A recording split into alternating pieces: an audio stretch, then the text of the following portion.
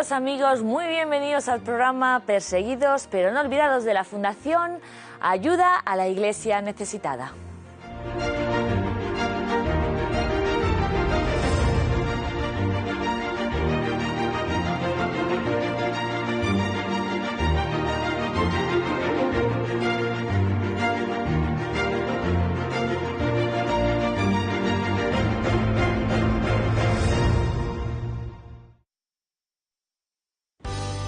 Hoy en Perseguidos pero no olvidados nos conectamos con Filipinas para contarles todo sobre el atentado a la Catedral de Jolo, en el que murieron 20 personas.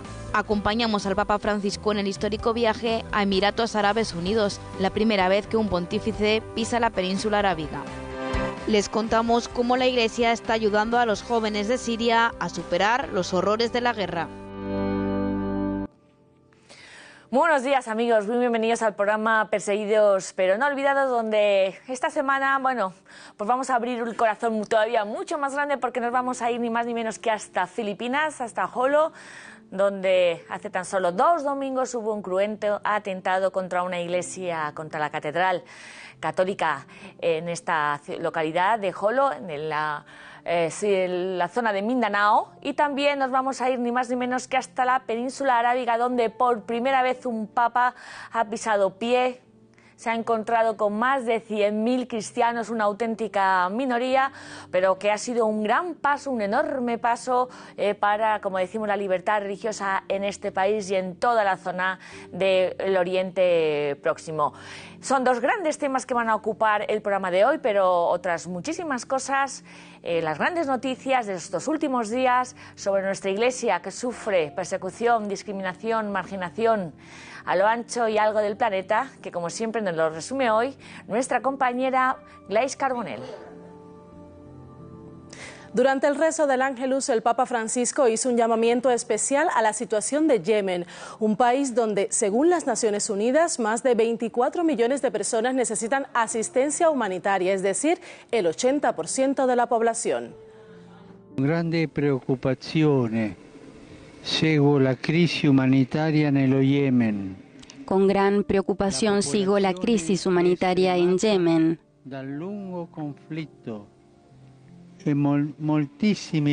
La población está agotada por el largo conflicto y muchísimos niños sufren hambre, pero no es posible acceder a los depósitos de alimentos.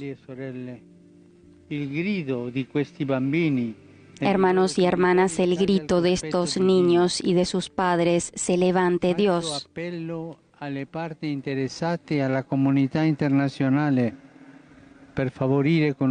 Hago un llamamiento a las partes interesadas y a la comunidad internacional para favorecer con urgencia el cumplimiento de los acuerdos alcanzados, garantizar la distribución de alimentos y trabajar por el bien de la población. Invito a todos a rezar por nuestros hermanos de Yemen. Días antes, Su Santidad recibió a miembros de la Comisión Mixta Internacional para el Diálogo Teológico entre las iglesias ortodoxa y católica. Les pidió que trabajen para que los cristianos en Oriente Medio sean reconocidos como ciudadanos de pleno derecho. También se encontró con los familiares del sacerdote jesuita Paolo Dalloglio, secuestrado en Siria desde julio de 2013.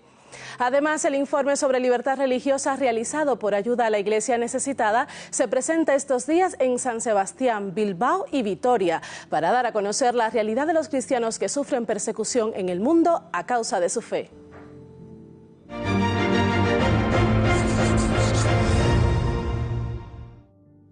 Bueno, como decimos, hoy va a ocupar en estos primeros minutos de nuestro programa lo que ha sucedido hace escasos días. Ayer estaba volando el Papa Francisco de vuelta de este histórico viaje, ni más ni menos que a los Emiratos Árabes Unidos, y está hoy con nosotros en el programa de Perseguidos pero no olvidados José Luis Restán, director editorial de la cadena COPE, para darnos su impresión sobre las grandes claves de este viaje del Papa. José Luis, ¿qué ha sido sido, en tu opinión, lo más destacable de este histórico viaje del Papa? Hola Raquel, pues realmente podemos abusar de la palabra histórico, pero en este caso yo creo que está plenamente justificado que se lo adjudiquemos a este viaje del Papa. Yo creo que hay dos razones fundamentales. La primera, ya está dicha, es que un Papa, un sucesor de Pedro, por primera vez ha pisado un territorio como el de la península arábiga, que prácticamente era un territorio tabú para los cristianos. Todavía hay países como Arabia Saudí en que tener una Biblia es motivo de ser encarcelado, de ser perseguido. Sin embargo, a otros países, como es el caso de Emiratos Árabes Unidos, están viviendo una apertura, una tolerancia religiosa que ha permitido que por primera vez un Papa pueda ir allí invitado. Histórica ha sido ciertamente la declaración que han suscrito y que no estaba en principio prevista en el programa el Papa Francisco y el imán rector de la Universidad Mezquita de Al-Azhar, Ahmed Al-Tayyib. Se trata de la máxima autoridad del Islam suní que reúne al 80% de los musulmanes de todo el mundo. Es una declaración en la que se rechaza de manera contundente la perversión de la religión para justificar cualquier tipo de violencia. Pero por otro lado, se reconoce positivamente el hecho del pluralismo religioso, lo cual podría implicar a la larga un reconocimiento del derecho a la conversión, algo que también hasta hace poco era tabú. También muy importante que en esta declaración se haya reconocido el concepto de ciudadanía, que es bastante extraño para la tradición islámica, pero que se va abriendo paso poco a poco. De acuerdo con este concepto, lo que define los derechos de una persona en un determinado país no es la pertenencia a una comunidad religiosa, sea la musulmana o sea la cristiana en este caso, sino simplemente el hecho de ser ciudadano. Pondría de esta manera en pie de igualdad a musulmanes y no musulmanes. Es un avance verdaderamente importante. También, por supuesto, todo lo que se refiere a la defensa de la ecología, a la defensa del cuidado de la casa común, a la defensa de la vida en temas como el aborto y la eutanasia y a la defensa del derecho pleno de las mujeres a que sea reconocida su dignidad y a la lucha común de cristianos y musulmanes contra todas aquellas leyes que supongan explotación de la mujer. Son cuestiones que constituyen al final una declaración histórica. El otro rasgo histórico del viaje ha sido que por primera vez hemos visto a más de 140.000 cristianos de todo tipo de procedencias, bangladesíes, indios, filipinos, tailandeses, jordanos, que están trabajando como inmigrantes en las plataformas petrolíferas y en las grandes construcciones, en este caso de Emiratos Árabes Unidos, algo que está sucediendo en toda la península arábiga, y nos encontramos con que hay millones de cristianos en estos momentos en la península arábiga. Que el Papa haya podido reunirse con ellos, celebrar la misa al aire libre en un modernísimo estadio de fútbol, es también un signo verdaderamente histórico de un camino que sigue adelante.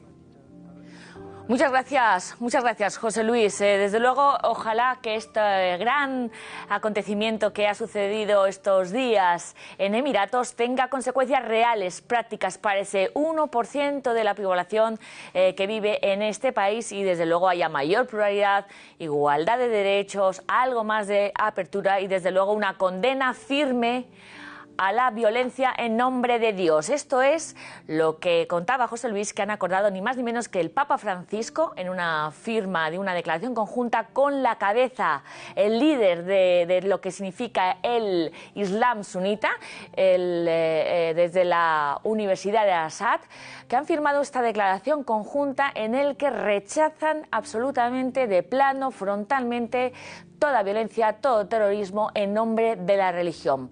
En este vídeo a continuación les resumimos esta firma de este gran acuerdo.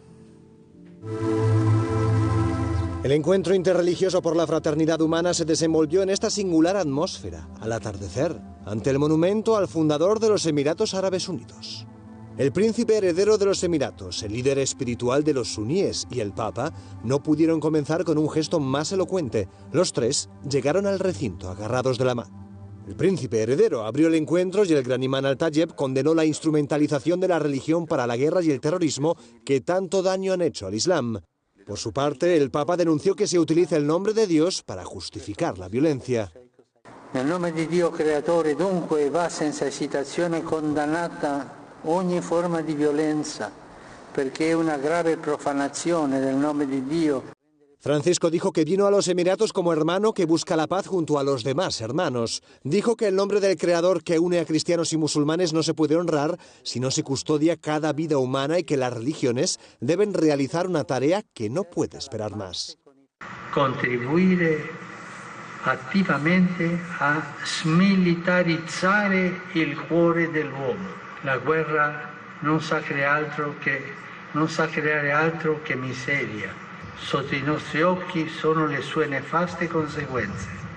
Penso in particolare allo Yemen, alla Siria, all'Iraq, alla Libia.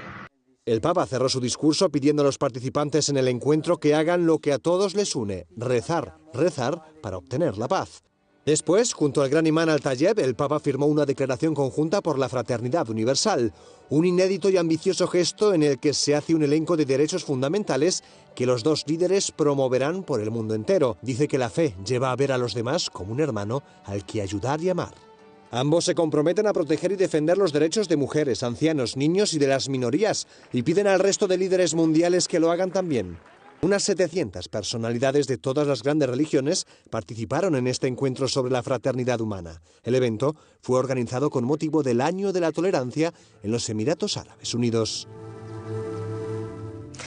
Bueno, pues desde la península arábiga ahora nos conectamos al otro lado del planeta, ni más ni menos que hasta Filipinas, el mayor país con número de cristianos de todo Asia. Ni más ni menos tenemos en la línea telefónica a Jonathan Luciano, que es el director de ayuda a la iglesia necesitada en este país y que está visitando, atención, ni más ni menos la localidad de Jolo, donde la semana pasada, el domingo, hubo un gran atentado donde la catedral fue atacada con 2 bombas y murieron 25 personas. Hola Jonathan, muy buenos días. Cuéntanos dónde te encuentras ahora en estos momentos. Creo que estás en Mindanao, en Jolo. Estoy dentro de la Catedral de Nuestra Señora del Monte Carmelo en Jolo, donde el pasado 27 de enero 2 bombas explotaron en esta catedral y mataron a 23 personas e hirieron a cientos.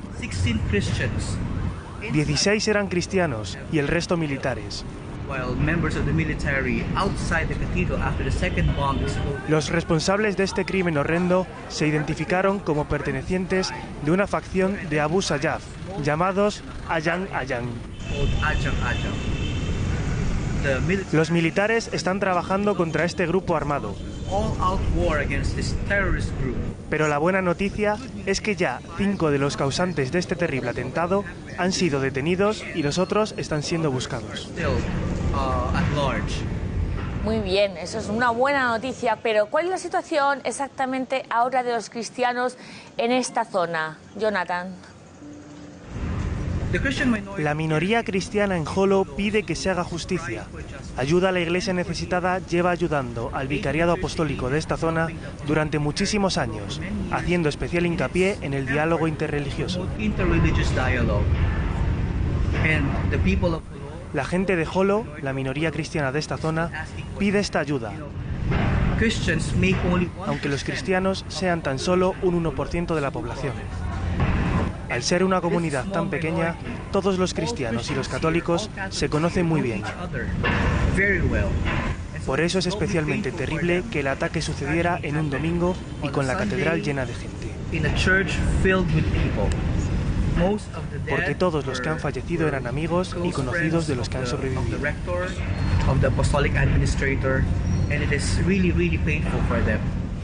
Qué impresionante ver que estás exactamente en el lugar del atentado de hace tan solo unos días. ¿Qué podemos hacer por estos cristianos de Filipinas, especialmente por los que están en las zonas como Jolo y Mindanao, de mayoría musulmana y que están expuestos a estos atentados? Podemos rezar por la recuperación de los supervivientes, por la justicia, por el reposo de las víctimas y seguir rezando para que se consiga la paz en Mindanao. Pues muchísimas gracias, Jonathan Luciano, director de Ayuda a la Iglesia Necesitada en Filipinas, por esta conexión exactamente desde Jolo, desde la catedral, donde fue pues atacada hace tan solo 2 domingos durante la misa dominical. Bueno, hoy, ya que estamos poniendo el foco en Filipinas, en los atentados que están sucediéndose allí, queremos acercarles el trabajo de un sacerdote jesuita, Sebastiano Dambra, que lleva realizando desde hace 50 años en este país, exactamente en Mindanao. En esta zona de mayoría musulmana inició un proyecto para fomentar el diálogo entre cristianos y musulmanes y que se ha convertido en el mayor instrumento para la paz en una zona con graves problemas de violencia.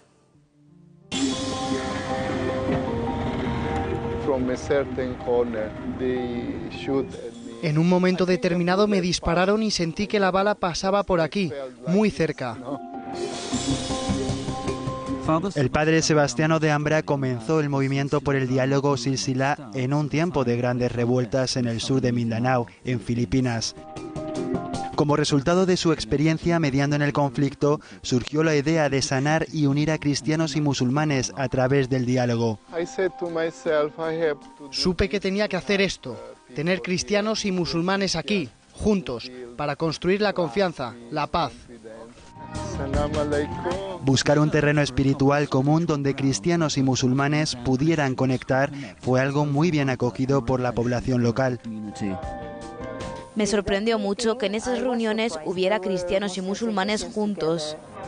Lo que propone el padre Sebastiano Dambra es que los cristianos sean mejores cristianos y los musulmanes mejores musulmanes.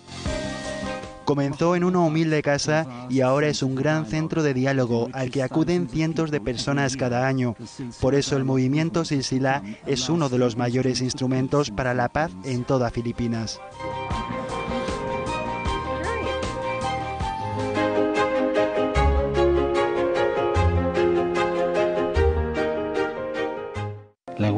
Que la guerra, hija del poder y de la miseria, ceda el puesto a la paz, hija del derecho y de la justicia. Y también que nuestros hermanos cristianos sean reconocidos como ciudadanos de pleno derecho y con los mismos derechos. Bueno, además de Filipinas, tenemos más cosas que contarles porque vamos a hablar de Burundi en profundidad y también vamos a desplazarlos en Siria. En unos segundos volvemos.